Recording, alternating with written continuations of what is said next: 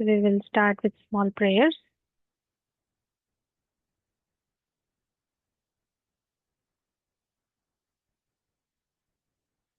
ॐ अज्ञानतिमिरान्धस्य ज्ञानाञ्जनशलाकया चक्षुरुन्मिलितं येन तस्मै श्रीगुरवे नमः।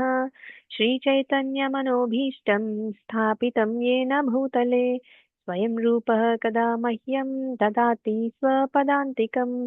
वन्देऽहं श्रीगुरो श्रीयुतपदकमलं श्रीगुरून् वैष्णवांश्च श्रीरूपं साग्रजातां सहगण रघुनाथान्वितं तं सजीवं साद्वैतं सावधूतं परिजनसहितं कृष्णचैतन्यदेवं श्रीराधा कृष्णपादान् सहगण ललिता श्रीविशाखान्वितांश्च।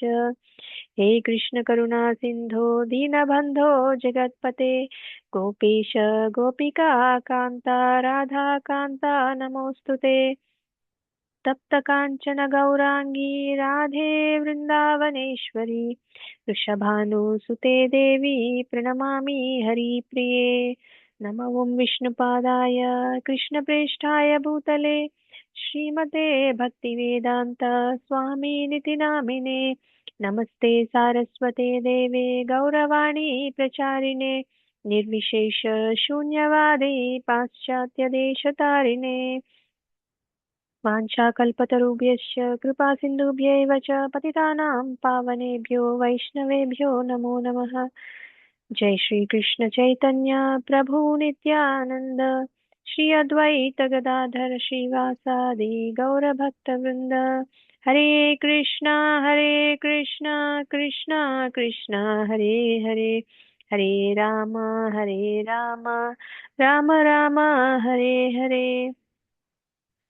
जय जय श्री चैतन्य जय नित्यानंद जय अद्वैत चंद्र जय गौर भक्त वृंद। जय जय श्री चैतन्य जय नित्यानंद जय अद्वैत चंद्र जय गौर भक्त वृंद। जय जय श्री चैतन्य जय नित्यानंद जय अद्वैत चंद्र जय गौर भक्त वृंद। ॐ नमो भगवते वासुदेवाय। ॐ नमो भगवते वासुदेवाय। ॐ नमो भगवते वासुदेवाय। नारायणं नमस्कृत्यं नरं चैव नरोत्तमं देवीं सरस्वतीं व्यासं ततो जयमुदीरयेत्। नष्टप्रायेष्वभद्रेषु नित्यं भागवत सेवया भगवती उत्तमश्लोके भक्तिर्भवति नैष्टिकी। कृष्णाय वासुदेवाय देवकी नन्दनाय च नन्दगोपकुमाराय गोविन्दाय नमो नमः।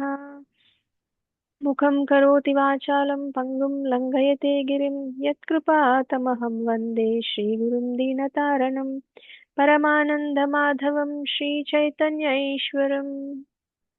श्री श्री राधा मदन मोहन की जय। श्री श्री गौरताई की जय। श्री श्री श्री जगन्नाथ बलराम सुभद्रा मैया की जय। जगत गुरु पतित पावन श्रील प्रभुपाद की जय। अनंत कोटि वैष्णववृंद की जय। श्रीमद् भगवद गीता की जय। गीता गौर प्रेमानंदे हरि हरि बोल। Thank you so much, Mataji and Prabhuji, for joining today's session. Today is the last session, sixth day of our secrets of Gita revealed.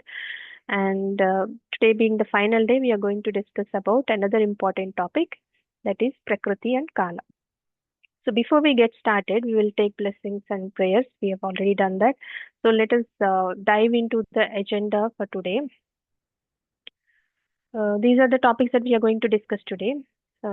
What is energy and three categories of energy, and those are material energy, Prakriti, spiritual energy, Yogamaya, and marginal energy, that is we, the souls. And we have a choice, and what is the choice we'll discuss, and what are the three puppeteers, and how do we cross over the material entanglement, and what is Kala. So these are the things that we are going to discuss today.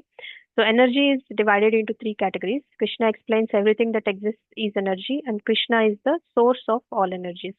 So today we will understand how Krishna categorizes energy into these three types and what are those three types.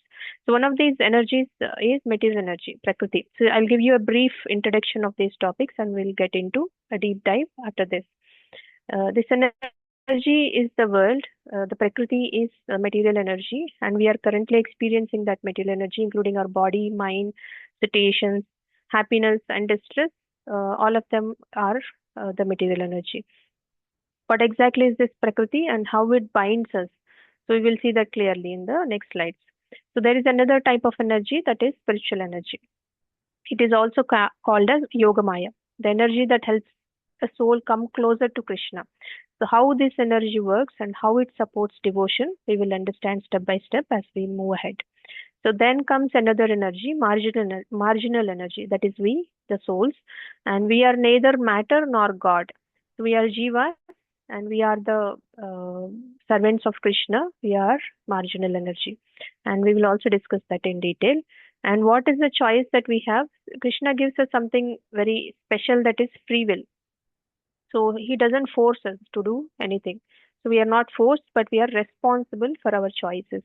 How choice works and how it impacts our life, we will also discuss that today. So what are the three puppeteers?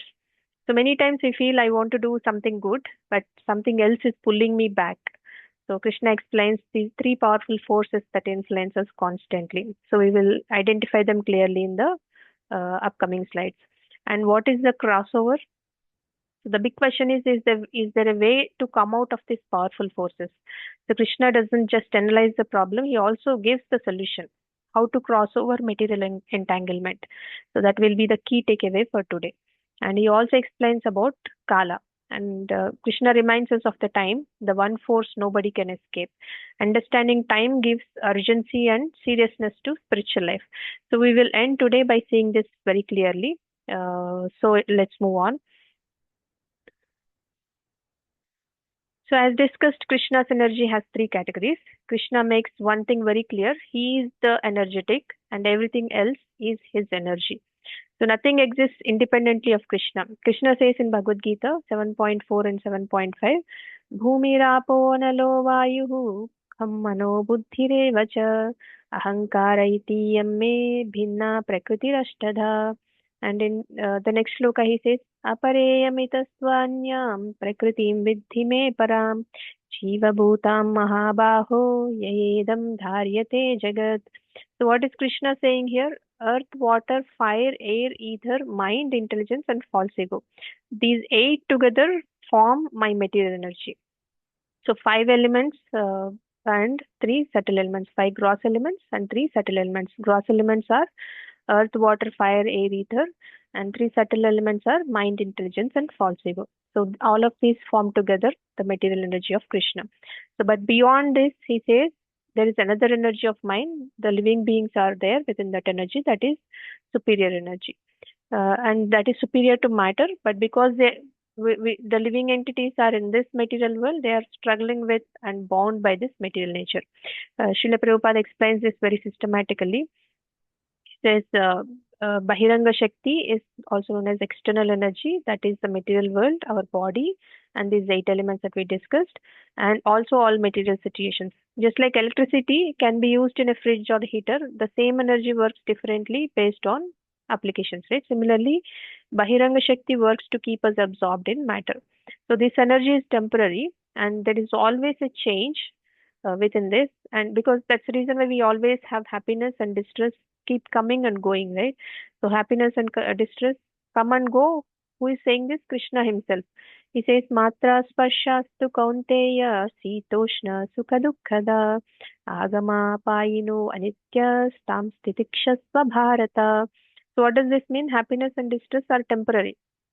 They come and go just like winter and summer seasons.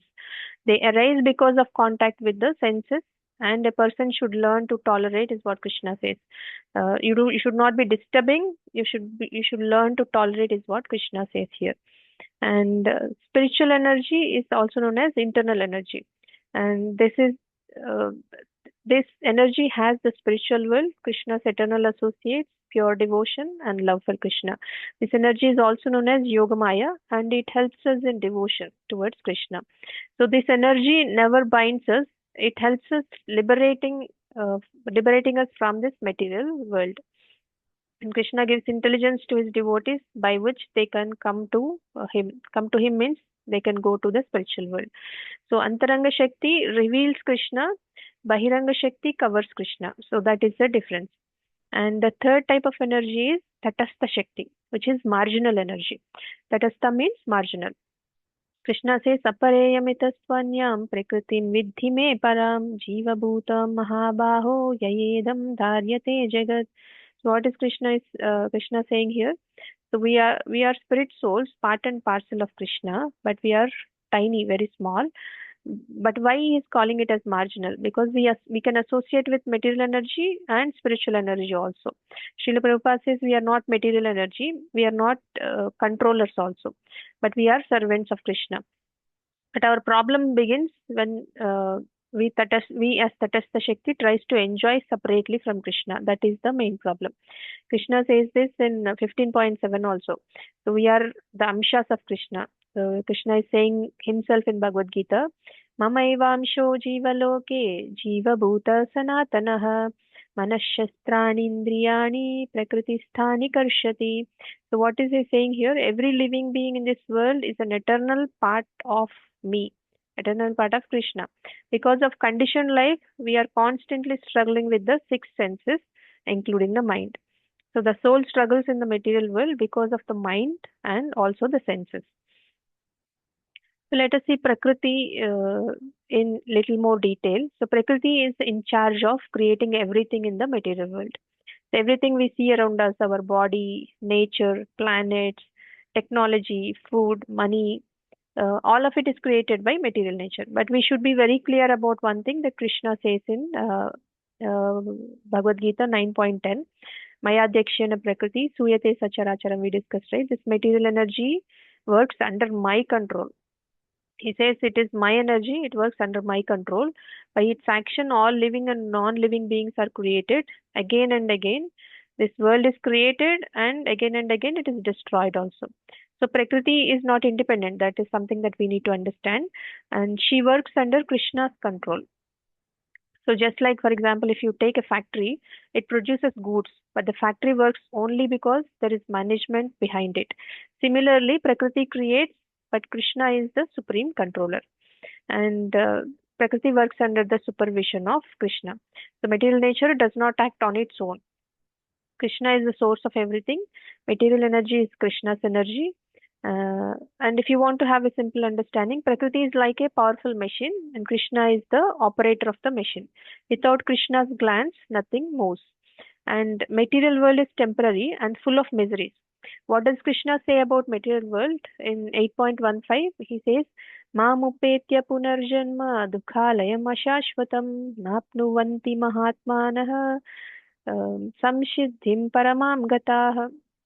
He clearly mentions that this world is temporary and a place of suffering. Dukhalayam ashashvatam. Ashashvatam means temporary, dukhalayam means a place of suffering. So sometimes we feel we are happy, right? That happiness will not last forever. So that is a temporary happiness, and that happiness also comes with fear of loss. So in 2.14, Krishna already mentioned happiness and distress come and go like seasons, like winter and summer seasons. If you take an example, for example, you got promoted in your office and you will be very happy. But when recession comes, what do you feel? You will have a lot of anxiety whether my job will be there or not. The happiness that came from promotion, the next day you know that there is a recession, then your anxiety and stress increases. So this cycle never stops. There may be happiness for temporary time, but again the anxiety and suffering follows with that happiness also in this material world.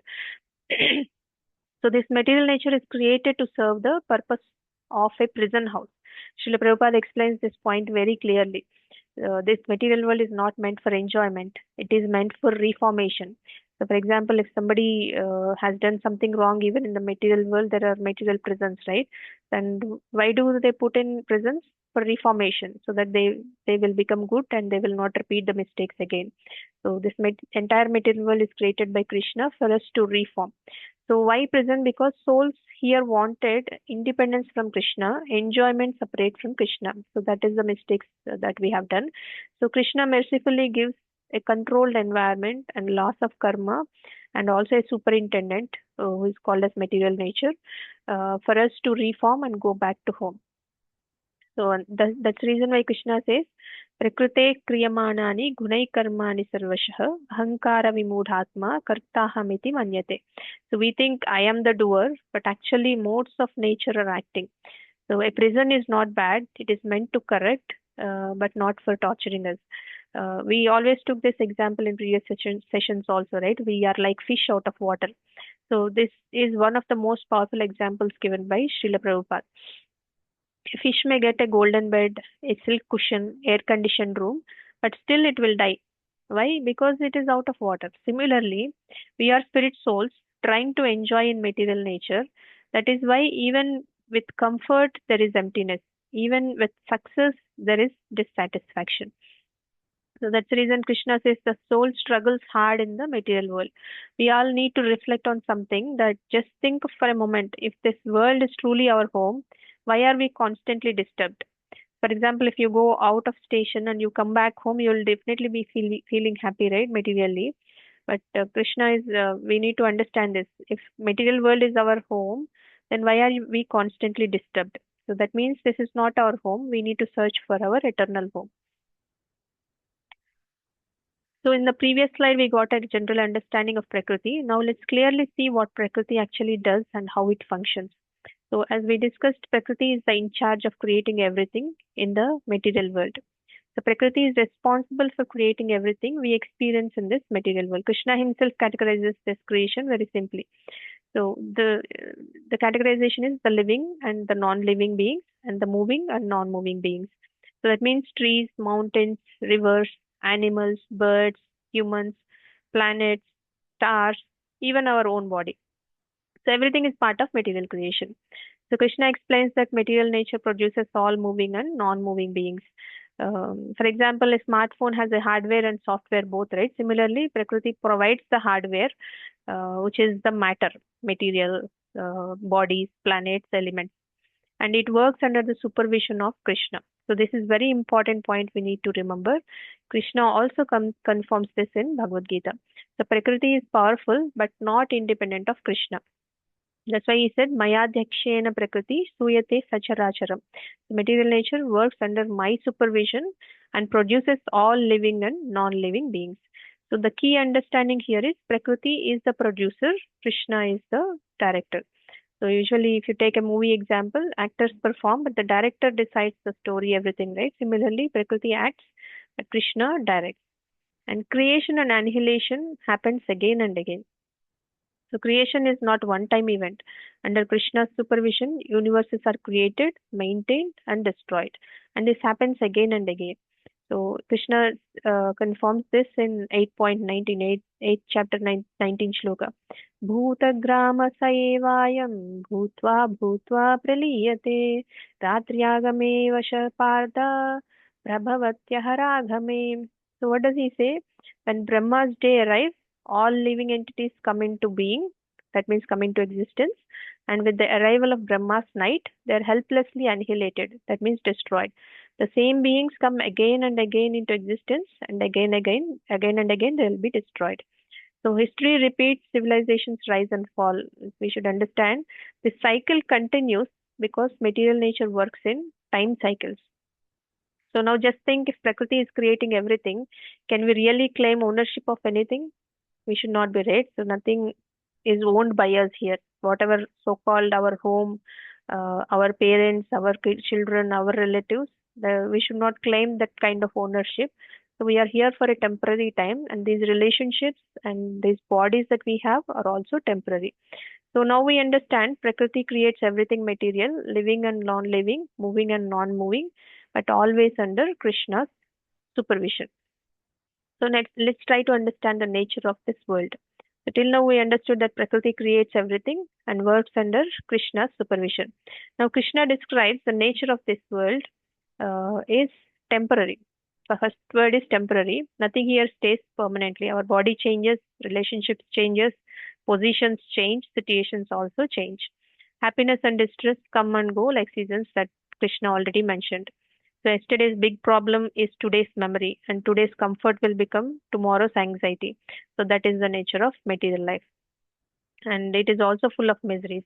Krishna doesn't sugarcoat the truth. He clearly says, this world is full of miseries. Dukhalayam ashashvatam, which is a place of suffering and also a temporary thing. So do you remember the four miseries that we all go through? Srila Prabhupada repeatedly reminds us of these four unavoidable miseries. Anyone remembers? Birth, Mataji, death, birth, disease, old death, age. old age. Hari Bol. Correct, Mataji. So birth is taking birth again and again. Disease, no one is immune to disease, right? Everybody at any point in time can get disease. Old age is something which we cannot avoid, and death is also guaranteed for everyone. So, Janma Mrityu Jara Vyadi Dukkha Doshanu Darshanam. Rich or poor, same miseries. Educated or not, same miseries. Devotees or non-devotees, the body suffers. Krishna is not saying this world is false. He's saying it is temporary and unsuitable for the souls. Srila Prabhupada explains misery is not an accident. It is a feature of material existence. For example, if you take a hospital, hospital itself is not bad, but nobody wants to live there permanently, right? Similarly, this world is not our permanent home. We should think about it that this is not our permanent home. If we want permanent happiness, we should go back to our permanent home. Krishna doesn't stop with the problem, he also gives the hope. After attaining Krishna, great souls do not return to this miserable world, is what Krishna said in 8.15. So Krishna says there is a better place than material world, and that is the permanent solution for all our problems. Now think about it: if this world is temporary and full of miseries, is it intelligent to expect permanent happiness from it? Obviously, no, right? We cannot expect. So, material world is temporary and full of miseries. Now, naturally, the next question comes. We'll see. Um, this is actually a prison house without walls and locks. In the last slide, we saw that this world is temporary and full of miseries. Now, Krishna helps us understand why it is like that. A prison house without walls and locks. Srila Prabhupada often explains that this material world is like a prison house. But this prison is very special. There is no visible walls, no iron gates, no locked cells like a actual prison. So, but nobody can escape. That is also there. Why? Because the chains are our desires, our attachments, and our identification with the body. So the chains can be opened only when we don't have desires, we don't have attachments, and we don't identify ourselves with the body. So Krishna says in 3.27, we think the souls usually think I am the doer, but actually the modes of nature are acting. Daivi hi esha gunamayi mama maya duratyaya. This is a powerful verse Krishna speaks, and this divine, and he also says this divine energy of mind consisting of three modes of material nature is very difficult to overcome. So the key words here are Daivi. Daivi means divine, which is Krishna's energy. Gunamayi is the three modes of nature, and Duratyaya. He says it is very difficult to cross. Material nature is not evil, but it is also a divine energy, which is Krishna's energy, and it is acting perfectly as per Krishna's direction. And Durga Devi is the superintendent of the prison house, the jail that we are living in, which is the material world. Srila Prabhupada explains this beautifully. The word Durga means fort or prison, one who guards and manages the fort. So Durga Devi is not an independent controller, but the superintendent of the prison house. She ensures karma is administered properly. No one escapes from this karma. And for example, if you take a jailer, right, he does not hate the prisoners, but he simply enforces the law of government. He does his duty, right? The same way Durga Devi does her duty. So why are we here? We are not put here by force. We came here because we wanted to enjoy separately from Krishna and we wanted independence. So Krishna mercifully says, all right, try this material world. And Krishna always wants us to come back home, back to spiritual world. And he's waiting for all of us. So the prison is actually Krishna's kindness, a place for correction and learning. So this is actually for reformation. So if you look at the image, right, chains on the feet, the chains in the picture are not just metal. They represent karma, repeated habits, and modes of nature. Even when someone says, "I want to change," something pulls them back, right? That is Gunamayi Maya. So now reflect for a second. If this world is a prison, who is the real free person? So Prakriti is a prison without walls, operated by Durga Devi, very difficult to cross. Now Krishna gives one powerful solution. The question is not how strong Maya is. The question is how can we cross over it? And we let us also see how are we bound. So till now we understood that this world is like a prison and Maya is very powerful. Now a natural question comes, right? If there is no physical walls, then how are we actually bound? We are bound with these three modes, Sattva, Raja, Tamas, Iti. Krishna answers this very clearly in 14.5. Material nature consists of three modes, Sattva, mode of goodness, Raja, mode of passion, Tamo, mode of ignorance. These three modes are like invisible ropes. How do these modes bind us? When the eternal soul comes in contact with material nature, he becomes conditioned by these modes. The soul becomes bound by the modes while residing in the body. So the soul is pure, the soul is eternal, but association changes our consciousness. So if you sit in a room with a strong perfume, right, after some time your clothes smell like that. Similarly, association with modes also affect us. So let us understand the three modes. What exactly is Sattva Guna? So what are the symptoms of people who are in Sattva Guna? The symptoms are they are knowledgeable, they are very calm, they are disciplined, but still they have that pride of attachment to happiness.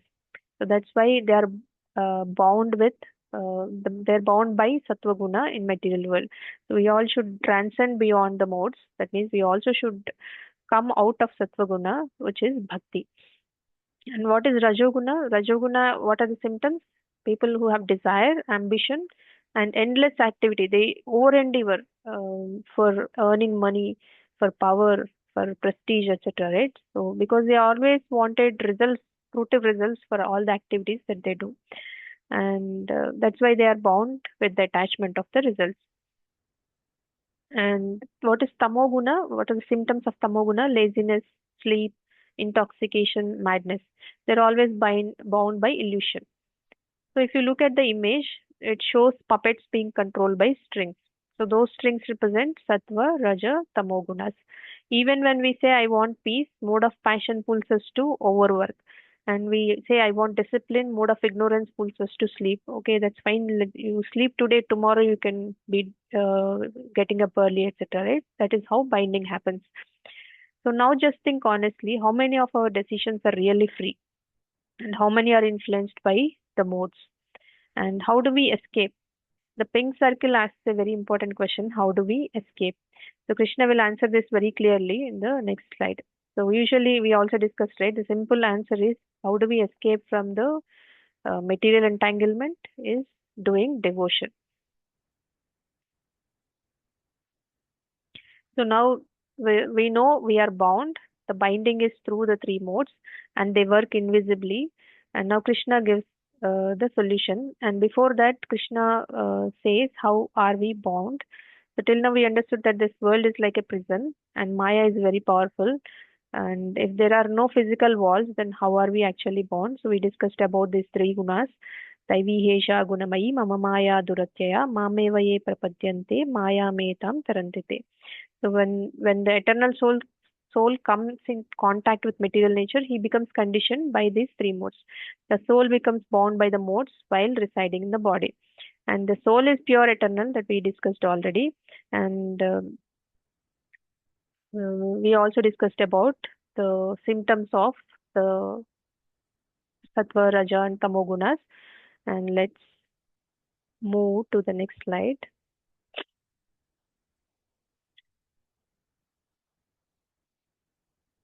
So spiritual energy, yoga maya. Let us talk about the spiritual energies. So till now we talked about the material energy. Now we will talk about the spiritual energy. Yogamaya is energy that creates and maintains the spiritual world. Like Prakriti maintains the material world, Yogamaya is the energy that creates and maintains the spiritual world. So Krishna says, "Na tad bhashyate suryo, na shashanko, na pavakah, yad gatva na nivartante, tad dhama paramam mama." So Krishna says that there is another world called spiritual world that is also mine, and it does not need sun, moon, fire, or electricity for light. It is self-luminous. And like for material world, if there is no sun for one day, it will be dark, right? But he says there is another world which is spiritual world, and it doesn't need any sun or moon for electricity. It is self-luminous, and if somebody goes there, will never return back to material world. So that the word is self-luminous and never destroyed. So this is not imagination, or but it is the real world, just like this one that Krishna explained, but it is a spiritual world. Krishna, Srila Prabhupada also often calls this as our real home. So right now we are in a rented home, but our real home is spiritual world. And spiritual world is completely opposite to material world. So material world is called as Kunta, which is full of miseries, and spiritual world is called as Vaikunta. There is no misery. Is That's the reason why there is no anxiety in Vaikunta. That's why it is called as Vaikunta. Kunta means miseries and anxieties. And here in material world we have constant worry, and there is no worry at all. In Vaikunta everyone is peaceful because Krishna is the center, and Vaikunta is permanent and full of bliss, Ananda. That is another big difference. Material world is temporary and followed by suffering. Spiritual world is permanent and constant Ananda will be there. And great souls do not return to this temporary miserable world. And Krishna says once you go to spiritual world, you will not come back to material world. And there is no fear, anxiety, or lamentation like in material world.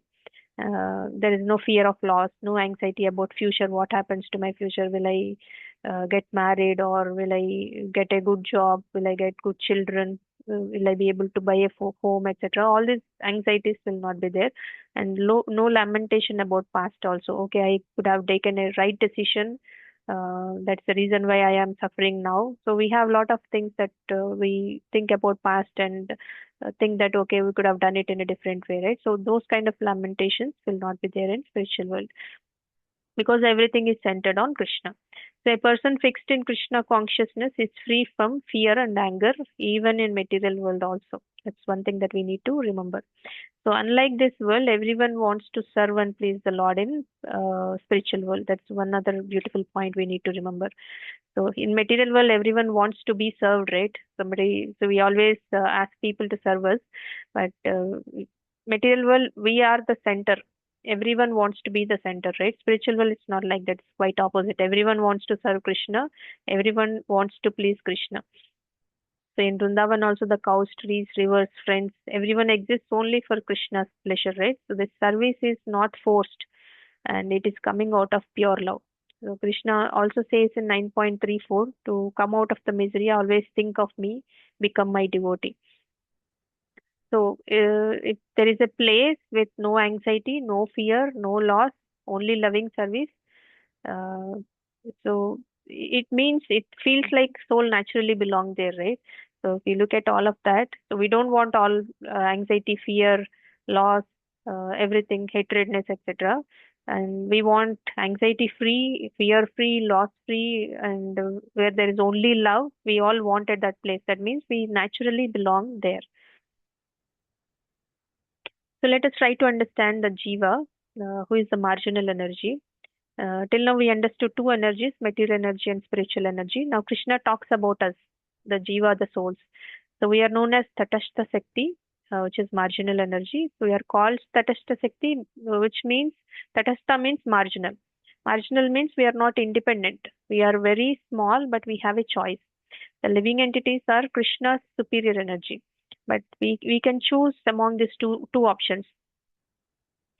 Uh, Two options are to be puppets in the hands of prison keeper. That is one option. This means controlled by material nature, controlled by three modes, controlled by karma.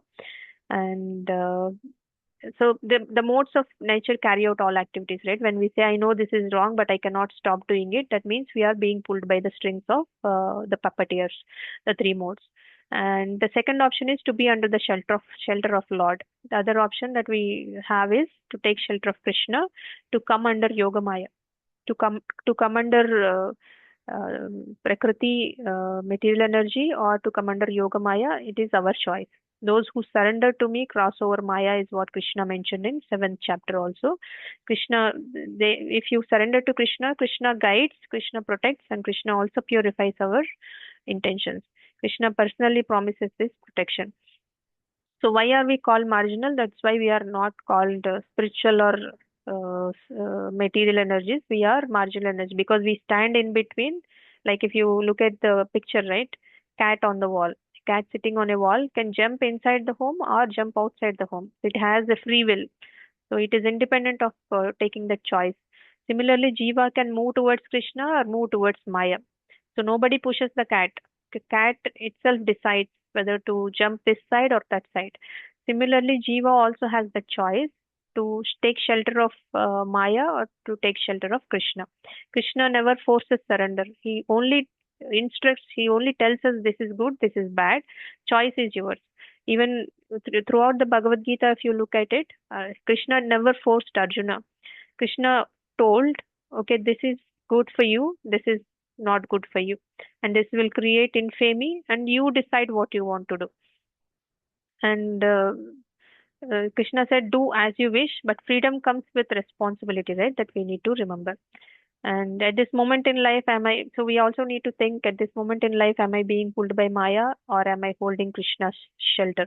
So that's what we need to understand and think about. And let us talk about Kala. So till now we understand Prakriti, Yogamaya, the Jiva, three topics, and how can we make better choices. So we discussed about all three. And now Krishna introduces one force that nobody can escape, which is known as Kala, the time.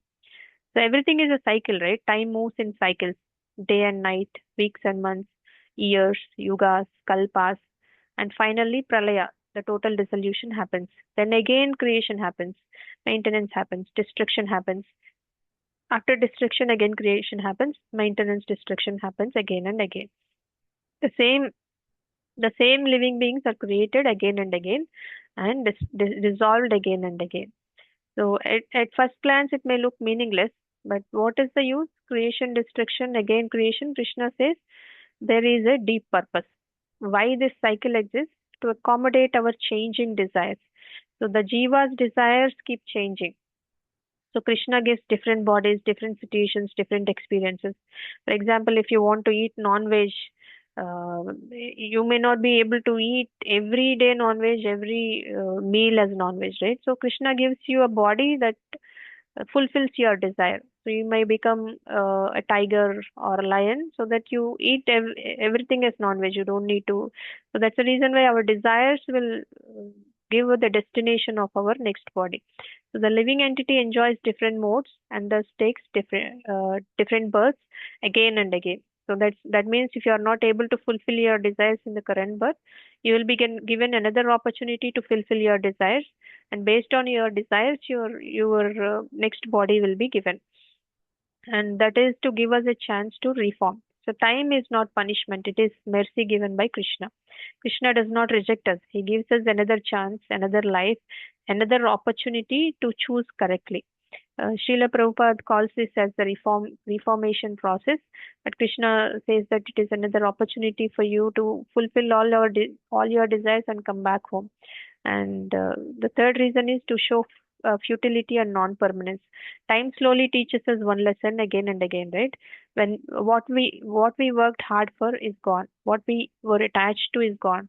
At the time of death, there's nothing that you will carry to the next life, right? Except the devotional service. Anything that you do materially, for example, if you are a scientist and you worked for 20 years to invent something, and you leave the body at the moment that you are about to release the product that you have researched for 20 years, and within 1 year you will release that particular product that you have invented, and with that you will get more name and fame. But at that moment you leave the body, and if you take the next life, and you will not start you will not start from where you left, right? You will again start with ABCD learning only. But if you do bhakti in this life, and in the next life you will start from where you left.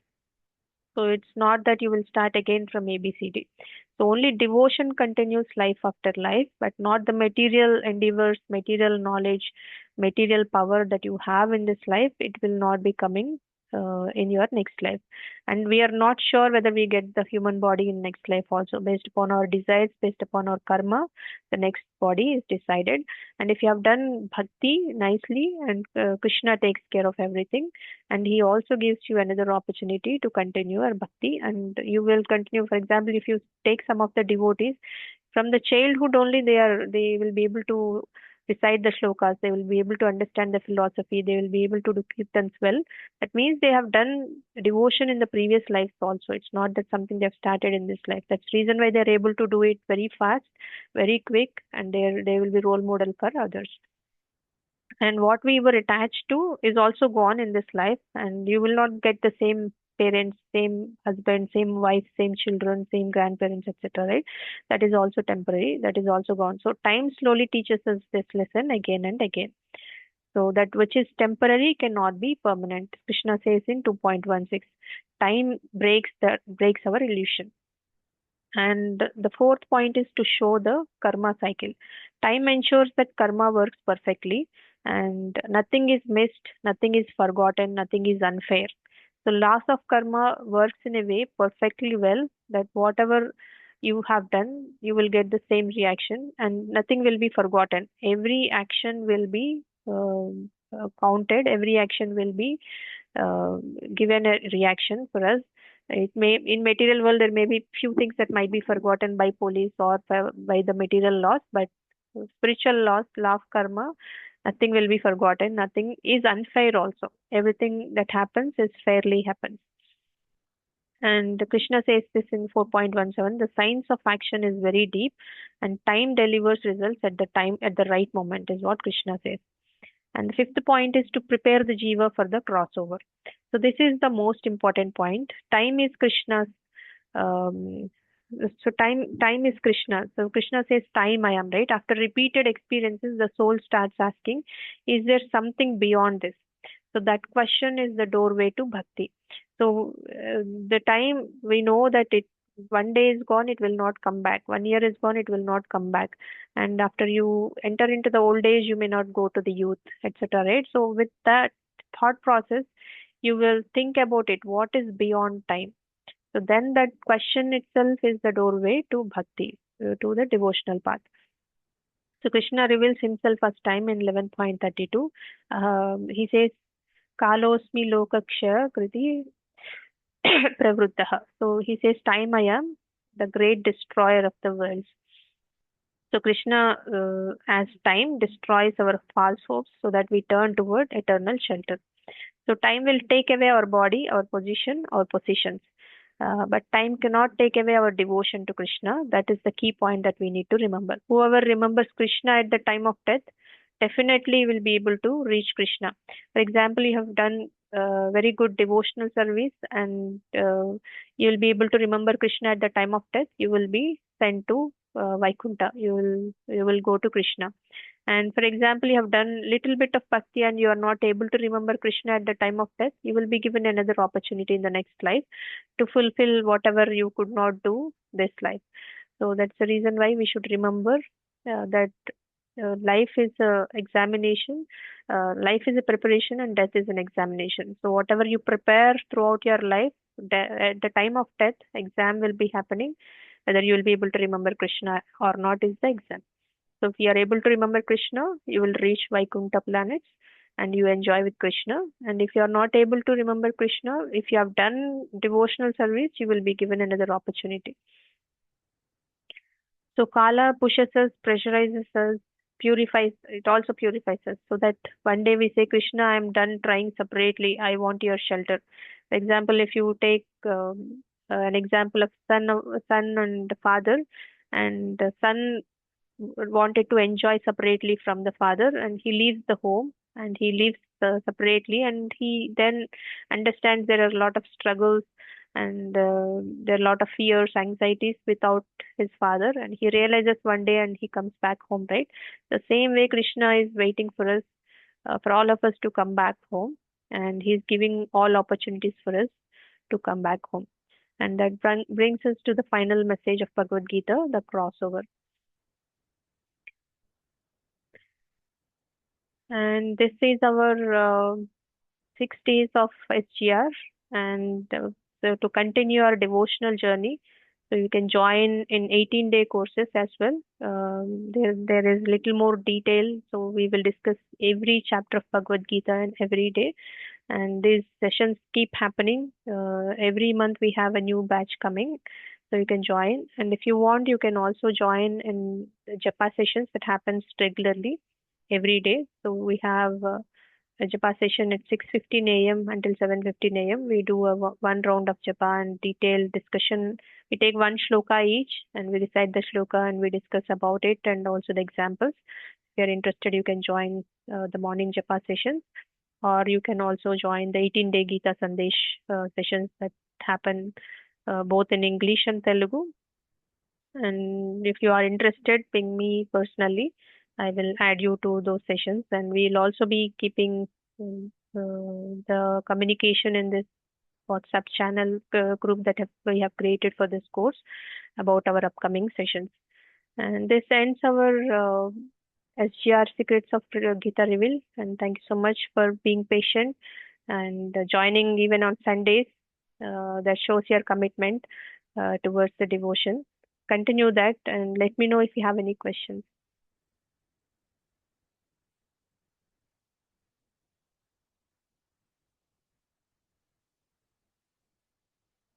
Any questions, comments, or how did you feel about this session, or any realizations, or anything that you do differently after this session? Anything you can say. Mataji. I really enjoyed the 6 days class. It was the first time I attended 6 days class. Previously, I attended 18 days only. First time I attended, and it was wonderful, Mataji. And it gave me many more You good. are breaking, Mataji. I'm not sure if it is Yes, only for Mataji. me. 1 second, Mataji. Am I audible, Mataji? Yes, yes, you are. The class was wonderful, Mataji. The 6 days are also amazing.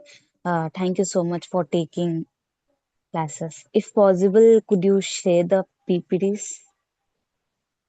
PPTs, I am not sure, Mataji. I'll check with Prabhuji's, because PPTs are Yeah, shared okay. only to the preachers. I'll check and let you know. Okay, But I Mataji. will share the recording of these sessions. And thank you so much for Okay. being so active in joining these sessions. And I hope, and you said you already had attended 18 days course. It may be a recap for you. Hope you got some takeaways from this session. Thank you so much. Thank you so much, Mataji.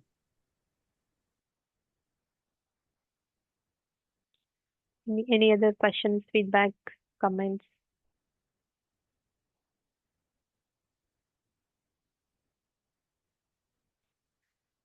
Okay, if not, if you have any personal questions also, if you want to ping me personally, I'm absolutely fine. You can put a message in WhatsApp, so we can also talk if required. And I'll also be, if you are interested in joining other sessions, like regular Japa session or 18-day course, you also can ping me personally. Thank you so much. Vancha kalpatarubhyasya kripa sindhubhya vacha patitanam pavanebhyo vaishnavebhyo namo namaha. Ananta koti Vaishnavrinda ki jai. Srila Prabhupada ki jai. Srimad Bhagavad Gita ki jai.